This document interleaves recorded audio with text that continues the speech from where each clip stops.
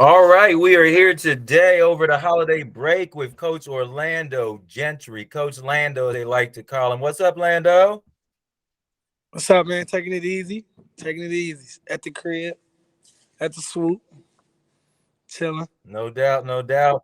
Coach Lando Gentry's been Yep. in the district and Cincinnati Public Schools coaching for some time now. I know he was at Hughes for a little run and now over at Aiken.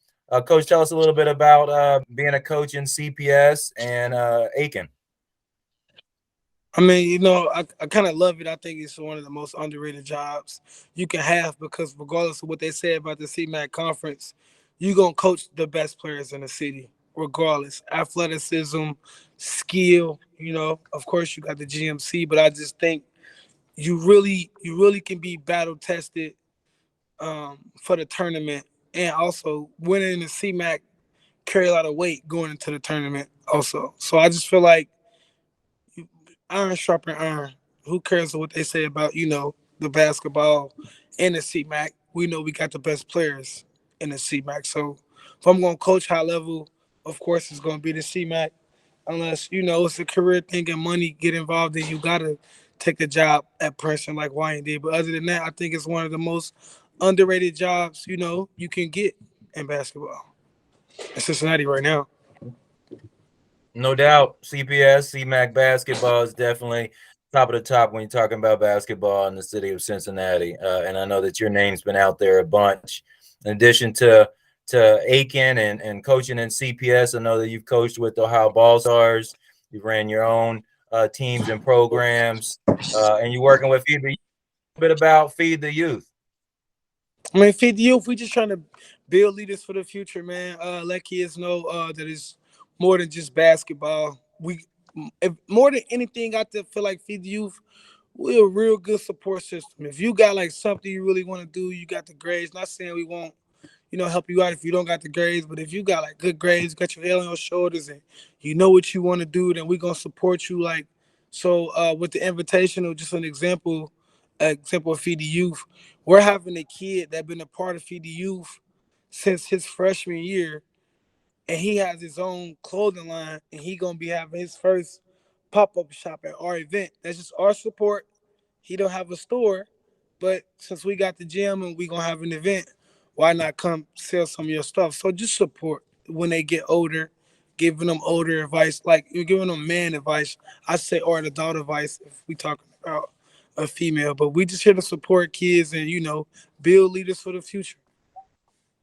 Yeah, no doubt. Well, I love it. I love what you and DeMarcus are doing. Definitely see you guys out in the community, and I appreciate it.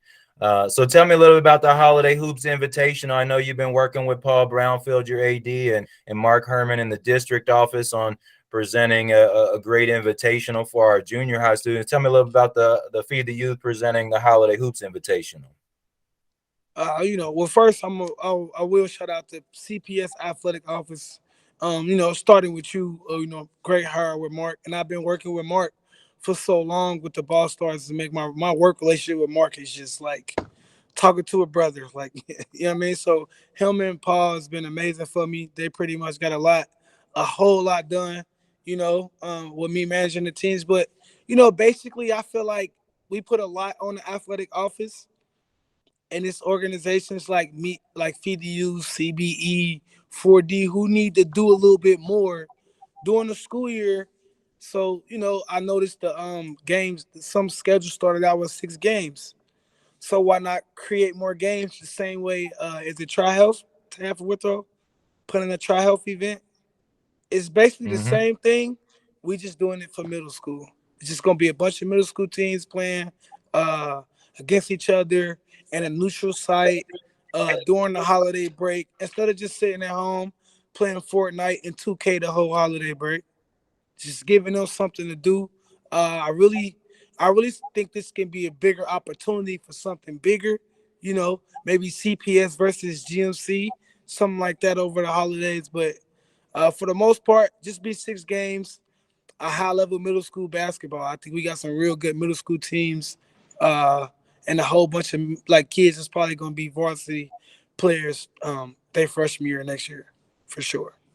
Yeah, that's great. So, giving the love to junior high, middle school students across the city, we know they need it, and appreciate you kind of steering that. So, it looks like we've got December 29th and 30th over at Aiken High School. Admission $8 for adults and $5 for the youth.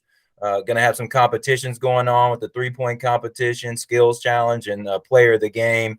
It looks like you're going to have a courtside takeover there as well. Any other sponsors you want to shout out? Like I said, Lonely Apparel. That's Armani. He's a CPS kid graduate, just graduated from Hughes last year. And he's now at Tennessee State.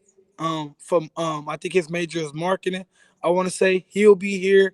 And so far, those are the only two right now. I don't think it's gonna be too much going on. I think that's really gonna be it. I mean, my phone's still ringing, so we'll see. But right now, just courtside takeover and Lonely Apparel. That's all. But the courtside Well, takeover is going to be CMAC good. It's and going to get some. CPS Athletics are. Yeah, I was gonna say, CMAC and CPS Athletics are to support with whatever you need on the event. We'll continue to promote. We'll push out this video and push out some flyers, and hopefully we can get some people around the city out to watch some of these games. The times on these games, is it going to be all day on the 29th and 30th, or what are the times looking like? Yeah, yep. First game will start at first game is at 1 o'clock on the 29th. First game is at 12 o'clock on the 30th, and we'll be 5 games from 1 o'clock, and then 5 games from 12 o'clock the next day. But I will say the highlight of the day, and I think don't people really realize this. So Withrow's varsity plays against Tav varsity the 29th at the Centos Center, right? Mm-hmm. Yeah. So Centos Center, 1 o'clock. You got Tav versus Withrow varsity. Now, 3 hours later, 5:30. Well, not three, maybe 4 hours later, 5:30 at Aiken. You got Aiken. I mean, you got Withrow Tav Middle School, and that's what I'm saying. We don't bring enough attention to the middle school don't get enough attention. I feel like they should because last year, Taft was probably the most talented team.